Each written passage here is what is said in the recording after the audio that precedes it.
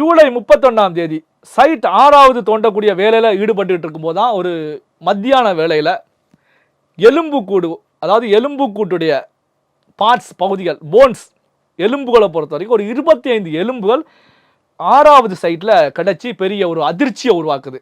5 வரைக்கும் கிடைக்காம இருந்துச்சு. 6ல் பார்த்தீங்கன்னா எலும்புக்கூடுகளுடைய போன்ஸ் கிடைக்க 25 போன்ஸ் கிடைச்சிருக்கு. இப்படி ஒரு பக்கம் எலும்புக்கூடுடைய போன்ஸ் கிடைச்சப்போ தான் இன்னொரு அதிர்ச்சி அங்கே வந்துட்டு இருக்கு. என்ன அப்படின்னா, டிஜிபி பிரணாப் முகர்ஜியை பொறுத்த வரைக்கும் ஸ்டேட் டியூட்டிஸில் இருந்து சென்ட்ரல் கவர்மெண்ட்டுடைய பொசிஷனுக்கு அவருக்கு லிஸ்ட் ஆகிருக்கு. சென்ட்ரல் கவர்மெண்ட்டுக்கு போகிறாங்க.